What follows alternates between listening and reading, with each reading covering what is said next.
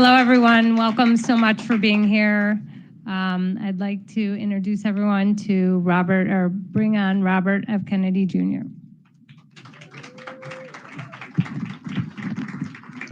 I'm sorry to keep everybody waiting. 16 months ago, in April of 2023, I launched my campaign for President of the United States. I began this journey as a Democrat, the party of my father, my uncle, the party which I pledged my own allegiance to long before I was old enough to vote. I attended my first Democratic convention at the age of 6 in 1960. And back then, the Democrats were the champions of the Constitution, of civil rights. The Democrats stood against authoritarianism, against censorship, against colonialism, imperialism, and unjust wars. We were the party of labor, of the working class. The Democrats were the party of government transparency and the champion of the environment. Our party was the bulwark against big money interests and corporate power. True to its name, it was the party of democracy. As you know, I left that party in October because it had departed so dramatically from the core values that I grew up with. It had become the party of war, censorship, corruption, big pharma, big tech, big ag, and big money. When it abandoned democracy by canceling the primary to conceal the cognitive decline of the sitting president, I left the party to run as an independent. The mainstream of American politics and journalism derided my decision. Conventional wisdom said that it would be impossible even to get on the ballot as an independent because each state poses an insurmountable tangle of arbitrary rules for collecting signatures. I would need over 1 million signatures, something no presidential candidate in history had ever achieved. And then I'd need a team of attorneys and millions of dollars to handle all the legal challenges from the DNC. The naysayers told us that we were climbing a glass version of Mount Impossible. So the first thing I want to tell you is that we proved them wrong. We did it because beneath the radar of mainstream media organs, we inspired a massive independent political movement. More than 100,000 volunteers sprang into action, hopeful that they could reverse our nation's decline. Many worked 10-hour days, sometimes in blizzards and blazing heat. They sacrificed family time, personal commitments, and sleep month after month, energized by a shared vision of a nation healed of its divisions. They set up tables at churches and farmers' markets. They canvassed door to door. In Utah and in New Hampshire, volunteers collected signatures in snowstorms, convincing each supporter to stop in the frigid cold, to take off their gloves, and to sign legibly. During a heat wave in Nevada, I met a tall, athletic volunteer who cheerfully told me that he had lost 25 pounds collecting signatures in 117-degree heat. To finance this effort, young Americans donated their lunch money, and senior citizens gave up part of their Social Security checks. Our 50-state organization collected those millions of signatures and more. No presidential campaign in American political history has ever done that.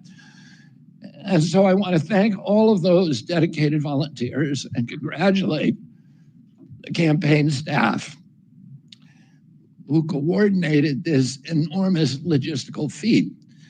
Your accomplishments were regarded as impossible. You carried me up that glass mountain. You pulled off a miracle. You achieved what all the pundits said could never be done. You have my deepest gratitude, and I'm never going to forget that, not just for what you did for my campaign, but for the sacrifices you made because you love our country. You showed everyone that democracy is still possible here. It continues to survive in the press and in the idealistic human energies that still thrive beneath the canvas of neglect and of official and institutional corruption. Today, I'm here to tell you that I will not allow your efforts to go to waste. I'm here to tell you that I will leverage your tremendous accomplishments to serve the ideals that we share, the ideals of peace, of prosperity, of freedom, of health, all the ideals that motivated my campaign. I'm here today to describe the path forward that you've opened with your commitment and with your hard labors. Now, in an honest system, I believe that I would have won the election. In a system the kind that my father and my uncles thrived in, a system with open debates, with fair primaries, with regularly scheduled debates, with fair primaries, and with a truly independent media untainted by government propaganda and censorship. In a system of nonpartisan courts and election boards, everything would be different. After all, the polls consistently showed me beating each of the other candidates, both in favorability and also in head-to-head matchups. But I'm sorry to say that while democracy may still be alive at the grassroots, it has become little more than a slogan for our political institutions, for our media, and for our government, and most sadly at all for me, the Democratic Party. In the name of saving democracy, the Democratic Party set itself to dismantling it, lacking confidence in its candidate, that its candidate could win in a fair election at the voting booth. The DNC waged continual legal warfare against both President Trump and myself.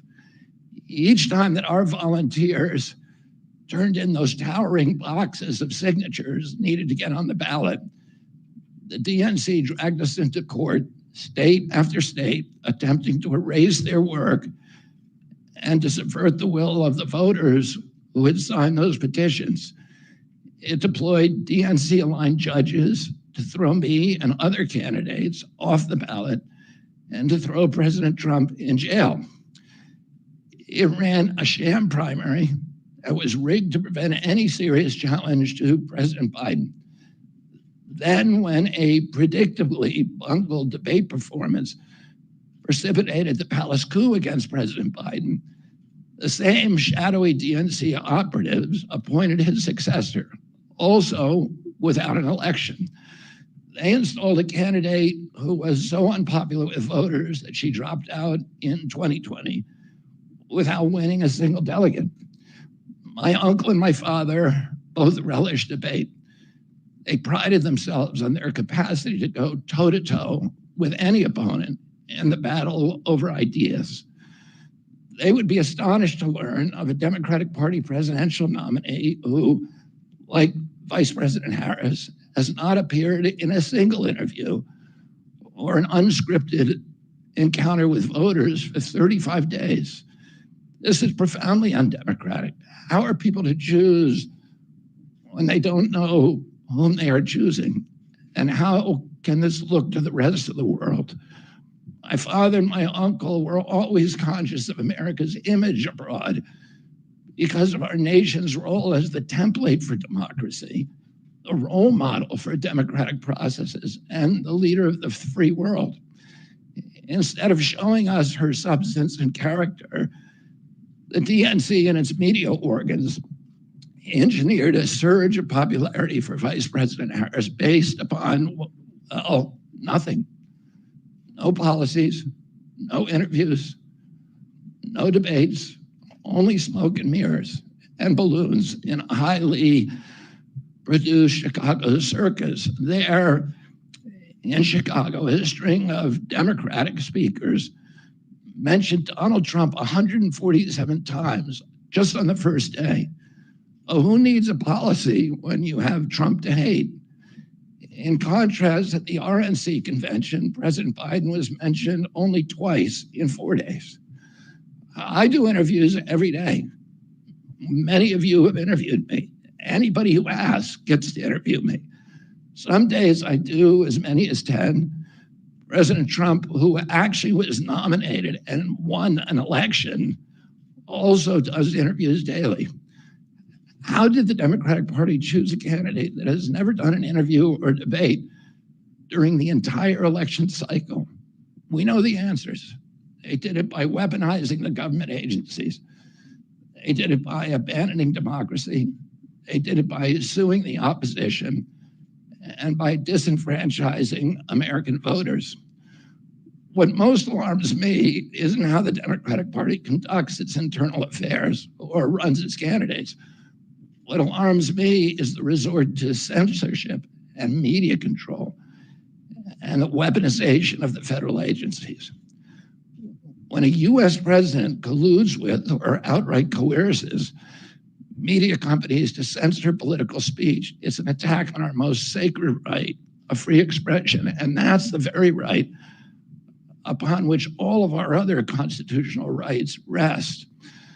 President Biden mocked Vladimir Putin's 88% landslide in the Russian elections, observing that Putin and his party controlled the Russian press and that Putin prevented serious opponents from appearing on the ballot.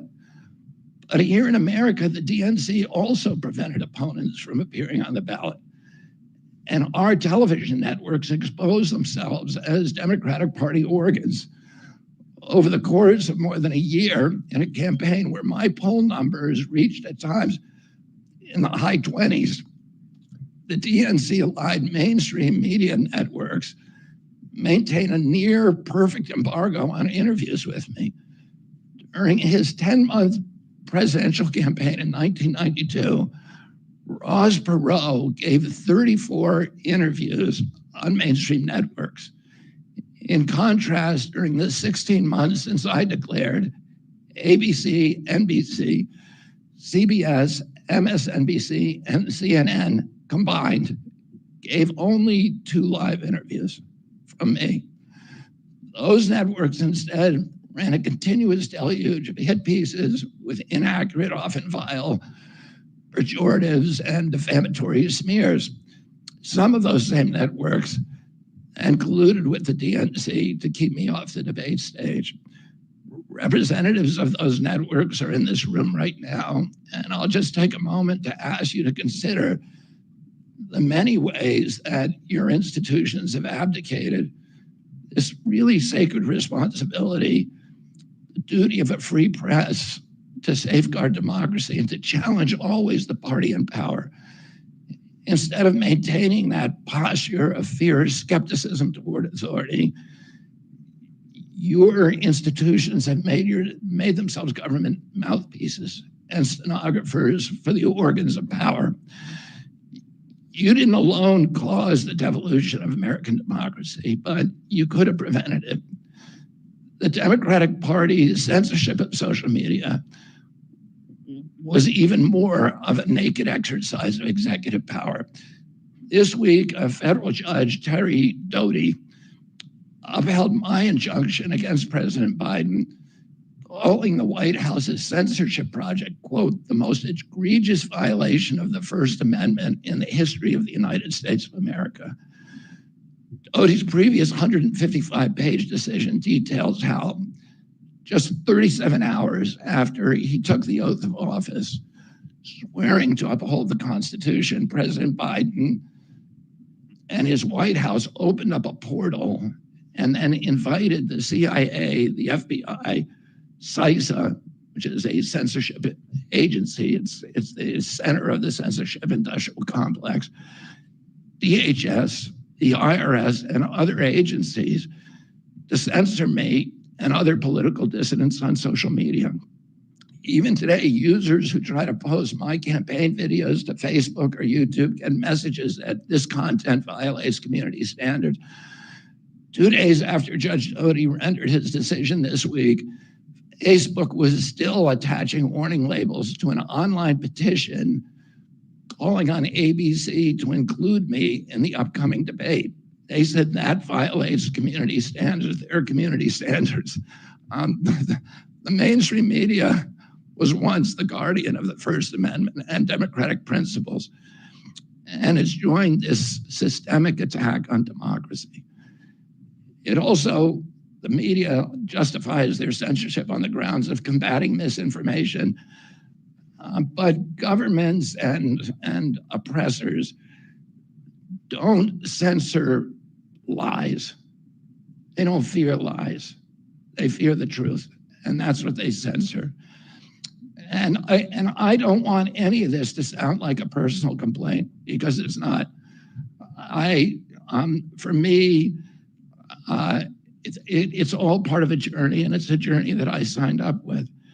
But I need to make these observations because I think they're critical for us doing the thing that we need to do as citizens in a democracy to assess where we are in this country and what our democracy still looks like, and the assumptions about U.S. leadership around the globe. And are we living up? Are we really still a role model for democracy in this country? Or have we made it, a kind of a joke? And here's the good news. While mainstream outlets denied me a critical platform, they didn't shut down my ideas, which have especially flourished among young voters and independent voters, thanks to the alternative media. Many months ago, I promised the American people that I would withdraw from the race if I became a spoiler. A spoiler is someone who will alter the outcome of the election but has no chance of winning. In my heart, I no longer believe that I have a realistic path to electoral victory in the face of this relentless systematic censorship and media control. So I cannot in good conscience ask my staff and volunteers to keep working their long hours or ask my donors to keep giving when I cannot honestly tell them that I have a real path to the White House. Furthermore, our polling consistently showed that by staying on the ballot in the battleground states, I would likely hand the election over to the Democrats with whom I disagree on the most existential issues: censorship, war, and chronic disease. I want everyone to know that I am not terminating my campaign. I am simply suspending it and not ending it. My name will remain on the ballot in most states. If you live in a blue state, you can vote for me without harming or helping President Trump or Vice President Harris. In red states, the same will apply. I encourage you to vote for me. And if enough of you do vote for me, and neither of the major party candidates win 270 votes, which is quite possible. In fact, today our polling shows them tying at 269 to 269. And I could conceivably still end up in the White House in a contingent election. But in about 10 battleground states where my presence would be a spoiler, I'm going to remove my name. And I've already started that process and urge voters not to vote for me. It's with a sense of victory and not defeat that I'm suspending my campaign activities. Not only did we do the impossible by collecting 1 million signatures, we changed the national political conversation forever. Chronic disease, free speech, government corruption, breaking our addiction to war have moved to the center of politics. I can say to all who have worked so hard the last year and a half, thank you for a job well done. 3 great causes drove me to enter this race in the first place, primarily. And these are the principal causes that persuaded me to leave the Democratic Party and run as an independent. And now to throw my support to President Trump. The causes were free speech, a war in Ukraine, and the war on our children. I've already described some of my personal experiences and struggles with the government's censorship industrial complex. I want to say a word about the Ukraine war. The military industrial complex has provided us with a familiar comic book justification like they do on every war, that this one is a noble effort to stop a supervillain, Vladimir Putin, invading the Ukraine and then to thwart his Hitler-like march across Europe. In fact, tiny Ukraine is a proxy in a geopolitical struggle initiated by the ambitions of the US neocons or American global hegemony. I'm not excusing Putin for invading Ukraine. He had other options. But the war is Russia's predictable response to the reckless neocon project of extending NATO to encircle Russia, a hostile act. The credulous media rarely explain to Americans that we unilaterally walked away from 2 intermediate nuclear weapons treaties with Russia and then put nuclear-ready Aegis missile systems in Romania and Poland. This is a hostile act. And that the Biden White House repeatedly spurned Russia's offer to settle this war peacefully. The Ukraine war began in 2014 when US agencies overthrew the democratically elected government of Ukraine and installed a hand-picked pro-Western government that launched a deadly civil war against ethnic Russians in Ukraine. In 2019, America walked away from a peace treaty, the Minsk Agreement, that had been negotiated between Russia and Ukraine by European nations. And then in April of 2022, we wanted the war. In April of 2022, President Biden sent Boris Johnson to Ukraine to force President Zelensky to tear up a peace agreement that he and the Russians had already signed, and the Russians were withdrawing troops from Kiev and Donbass and Lugansk. And that peace agreement would have brought peace to the region and would have allowed Donbass and Lugansk to remain part of Ukraine. President Biden stated that month that his objective in the war was regime change in Russia. His Defense Secretary, Lloyd Austin, simultaneously explained that America's purpose in the war was to exhaust the Russian army, to degrade its capacity to fight anywhere else in the world. These objectives, of course, have nothing to do with what they were telling Americans about protecting Ukraine's sovereignty. Ukraine is a victim in this war, and it's a victim of the West. Since then, of Russia and both Russia and the West.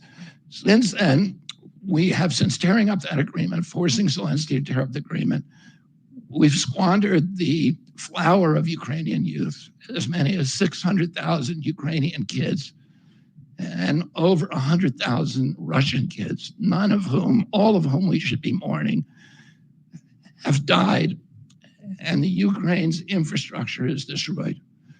The war has been a disaster for our country as well. We squandered nearly $200 billion already, and these are badly needed dollars in our communities, suffering communities all over our country. The Nord Stream pipeline sabotage and the sanctions have destroyed Europe's industrial base, which formed the bulwark of US national security. A strong Germany with a strong industry is a much stronger deterrent to Russia, and a Germany that is deindustrialized and turned into just an extension of US military base. We've pushed Russia into a disastrous alliance with China and Iran. We're closer to the brink of nuclear exchange than at any time since 1962. And the neocons in the White House don't seem to care at all. Our moral authority and our economy are in shambles.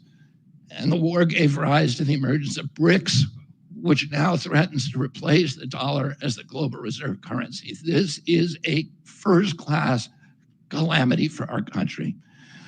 Judging by her bellicose, belligerent speech last night in Chicago, we can assume that President Harris will be an enthusiastic advocate for this and other neocon military adventures. And President Trump says that he will reopen negotiations with President Putin and end the war overnight as soon as he becomes president. This alone would justify my support for his campaign.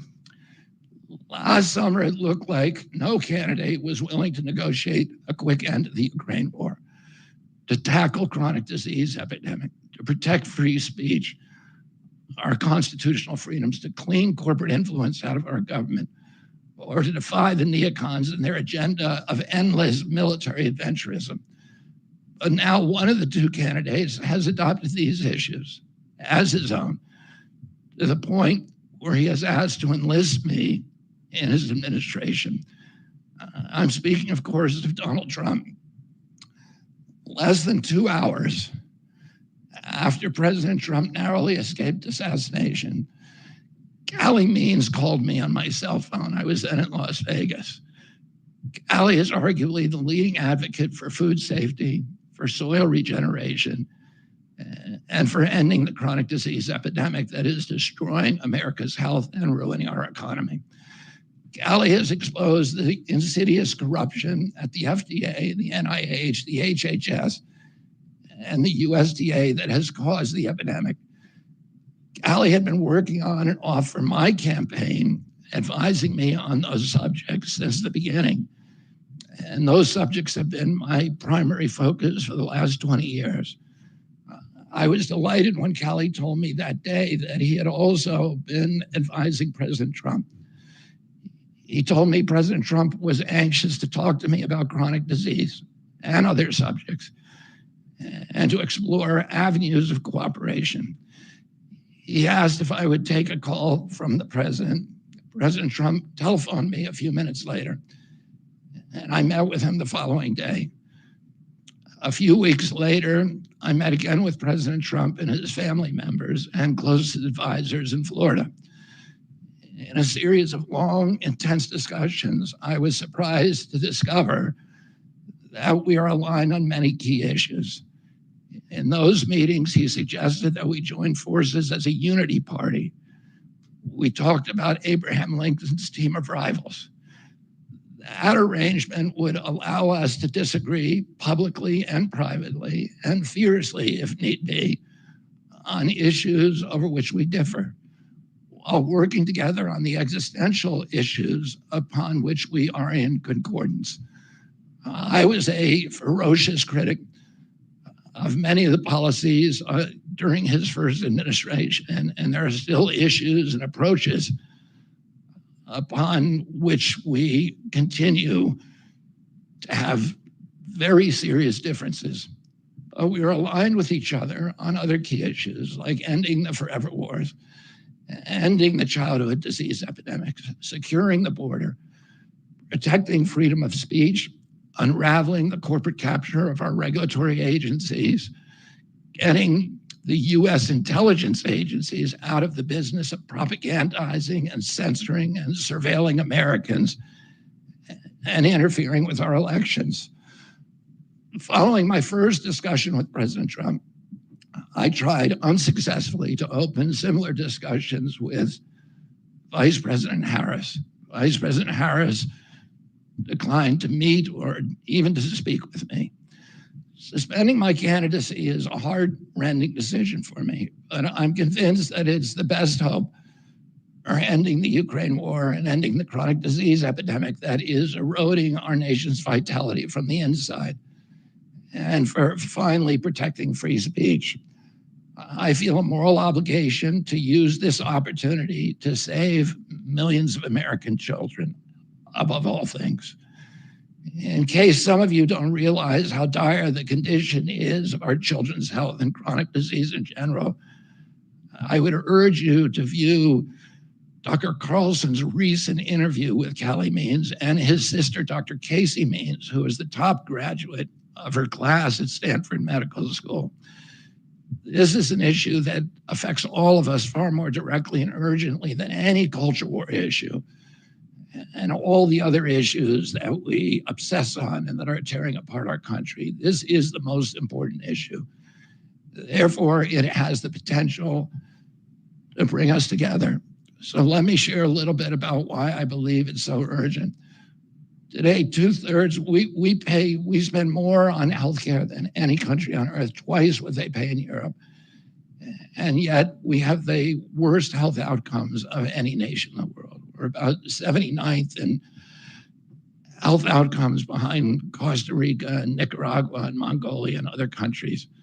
Nobody has a chronic disease burden like we have. And during the COVID epidemic, we had the highest body count of any country in the world. We had 16% of the COVID deaths, and we only have 4.2% of the world's population. And CDC says that's because we are the sickest people on earth. We have the highest chronic disease rate on earth. And the average American who died from COVID had 3.8 chronic diseases. So these were people who had immune system collapse, who had mitochondrial dysfunction.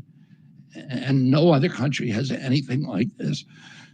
2/3 of American adults and children suffer from chronic health issues. 50 years ago, that number was less than 1%. So we've gone from 1% to 66%.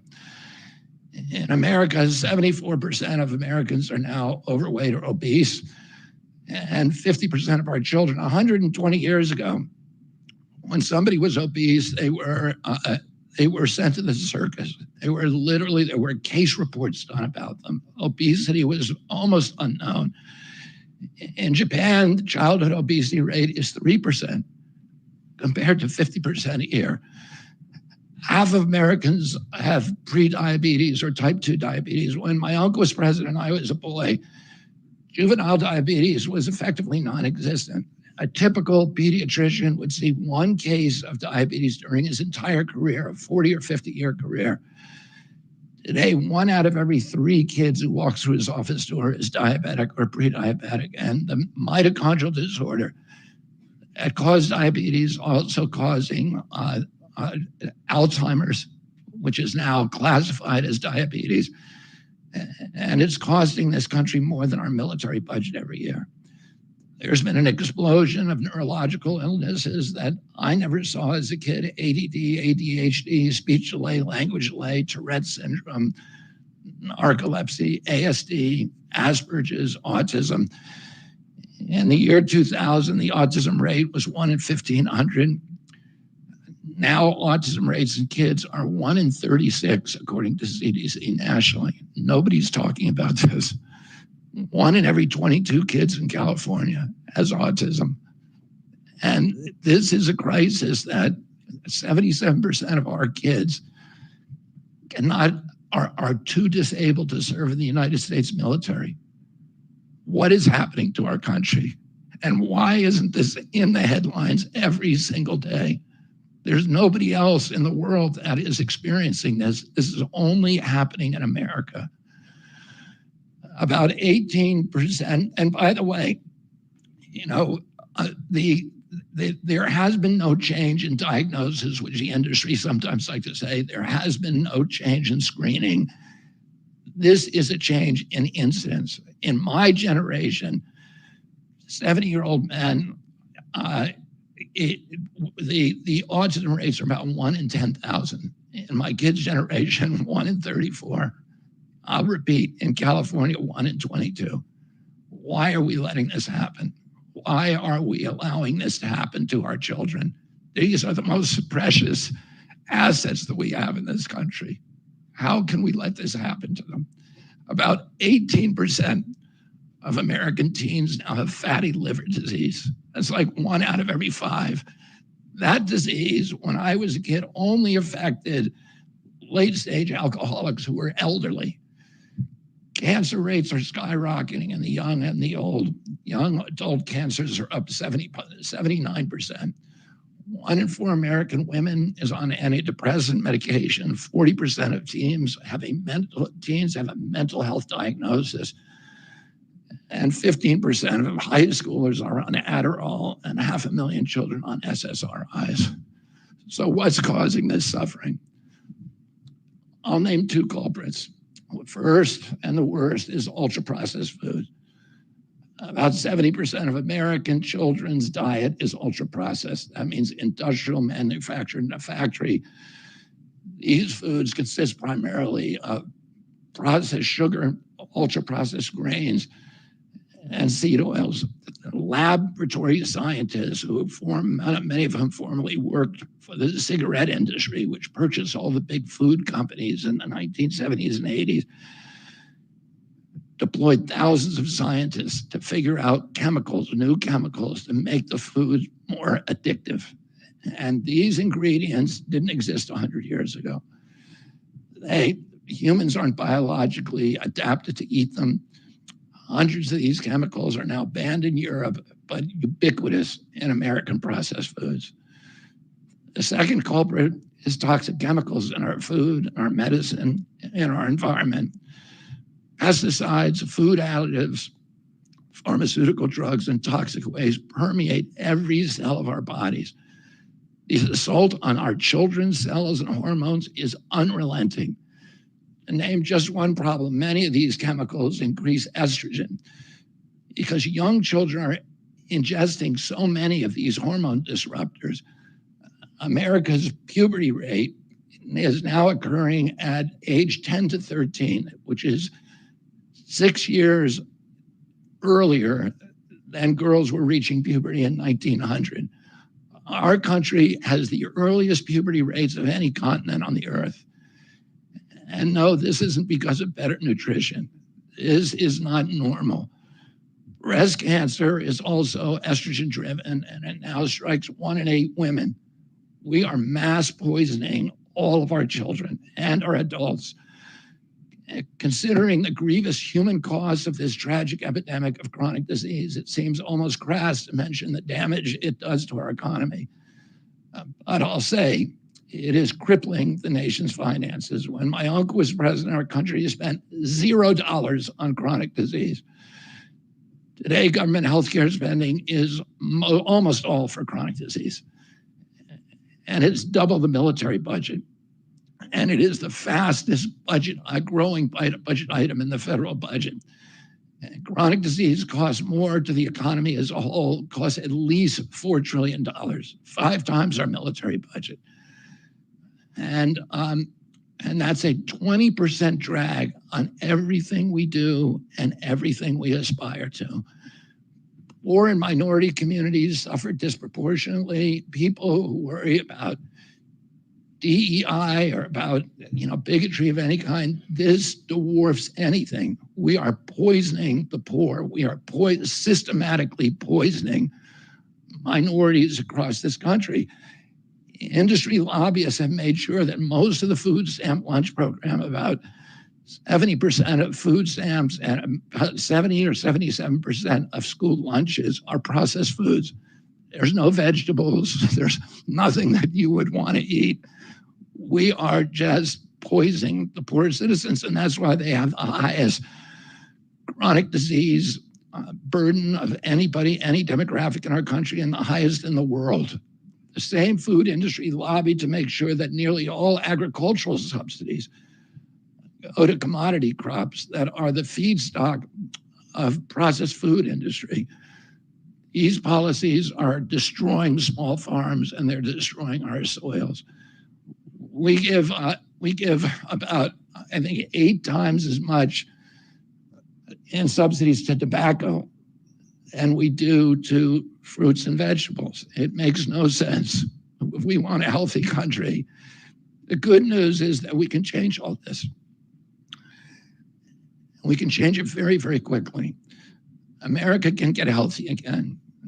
To do that, we need to do 3 things. First, we need to root out the corruption in our health agencies. Second, we need to change incentives in our healthcare system. And third, we need to inspire Americans to get healthy again. 80% of NIH grants go to people who have conflicts of interest. These are the people, virtually everybody who sits, Joe Biden just appointed a new panel to NIH to decide the food recommendations. And they're all people who are from the industry. They're all people who are from the processed food companies. They're deciding what Americans, here is healthy.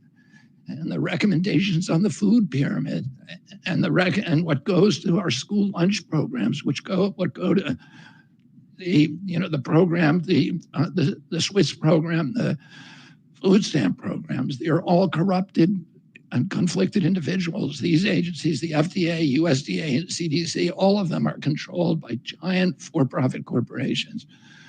75% of the FDA's funding doesn't come from taxpayer, it comes from pharma. And pharma executives and consultants and lobbyists cycle in and out of these agencies. With President Trump's backing, I'm going to change that. We're going to staff these agencies with honest scientists and doctors who are free from industry funding. We're going to make sure the decisions of consumers, doctors, and patients are informed by unbiased science. A sick child is the best thing for the pharmaceutical industry. When American children or adults get sick with a chronic condition, they're put on medication for their entire life. Imagine what will happen when Medicare starts paying for Ozempic, which costs $1,500 a month, and it's being recommended for children as young as 6, all for a condition, obesity, that is completely preventable and barely even existed 100 years ago. And 74% of Americans are obese. The cost, if all of them took their Ozempic prescription, is $3 trillion a year. This is a drug that is made by Novo Nordisk, the biggest company in Europe. It's a Danish company, and the Danish government does not recommend it. It recommends change in diet to treat obesity and exercise. And in our country, the recommendation now is for Ozempic to children at age 6. Novo Nordisk, the biggest company in Europe, and virtually its entire value is based upon its projections of what it's going to sell, of the Ozempic it's going to sell to America. And we have the food lobbyists have a bill in front of Congress today that is backed by the White House, backed by Vice President Harris and President Biden, to allow this to happen. This $3 trillion cost that is going to bankrupt our country. For a fraction of that amount, we could buy organic food for every American family, 3 meals a day, and eliminate diabetes altogether. We're going to bring healthy food back to school lunches. We're going to stop subsidizing the worst foods with our agricultural subsidies. We're going to get toxic chemicals out of our food. We're going to reform the entire food system. And for that, we need new leadership in Washington. Because unfortunately, both the Democrats and the Republican parties are in cahoots with the big food producers, big pharma and big ag, which are among the DNC's major donors. Vice President Harris has expressed no interest in addressing this issue. 4 more years of Democratic rule will complete the consolidation of corporate and neocon power, and our children will be the ones who suffer most. I got involved with chronic disease 20 years ago, not because I chose to or wanted to. It was essentially thrust upon me. It was an issue that should have been central to the environmental movement. I was a central leader at that time, but it was widely ignored by all the institutions, including the NGOs, who should have been protecting our kids against toxins. It was an orphaned issue, and I had a weakness for orphans. I watched generations of children get sicker and sicker. I had 11 siblings, and I had 7 kids myself. I was conscious of what was happening in their classrooms and to their friends, and I watched these sick kids, these damaged kids. In that generation, almost all of them are damaged. And nobody in power seemed to care or to even notice. For 19 years, I prayed every morning that God would put me in a position to end this calamity. The chronic disease crisis was one of the primary reasons for my running for president, along with ending censorship in the Ukraine war. It's the reason I've made the heart-wrenching decision to suspend my campaign and to support President Trump. This decision is agonizing for me because of the difficulties it causes my wife and my children and my friends. But I have the certainty that this is what I've meant to do. And that certainty gives me internal peace, even in storms. If I'm given the chance to fix the chronic disease crisis and reform our food production, I promise that within 2 years, we will watch chronic disease burden lift dramatically. We will make Americans healthy again. Within 4 years, America will be a healthy country. We will be stronger, more resilient, more optimistic, and happier. I won't fail in doing this. Ultimately, the future, however it happens, is in God's hands and in the hands of the American voters and those of President Trump.